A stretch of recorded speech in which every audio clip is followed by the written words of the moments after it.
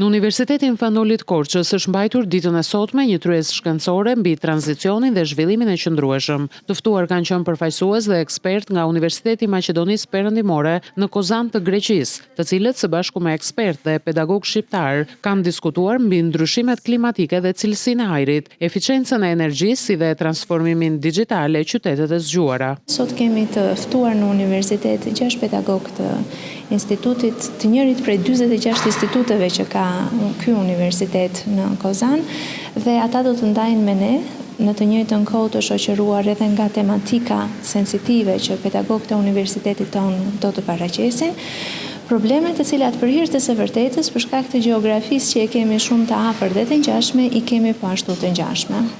Fokusi i workshopit do të jetë ndarja jo vetëm e mendimeve dhe ekspertizës dhe praktikave të mira në të dy anët e kufirit, por edhe ndërtimi i urave të bashkëpunimit konkrete në mënyrë që në të ardhmen ne mund të realizojmë projekte më madhore në drejtim të ruajtjes së energjisë dhe edukimit të moshave të reja në këtë drejtim. We are with a group of specialists. Ne jemi këtu me një grup specialistësh, akademikësh nga Universiteti i Maqedonisë Perëndimore për të nisur një bashkëpunim në një fushë të ndryshme, por shumë të ndjeshme që lidhet me zhvillimin e energjisë dhe tranzicionin e qëndrueshëm. Deri më tani ne kemi pasur një bashkëpunim të ngushtë me Universitetin Fanoli në Korçë në çështje të lidhura me edukimin. Tashmë është një mundësi shumë e mirë që të bashkëpunojmë dhe të prekim çështje shumë të ndjeshme të shoqërisë moderne.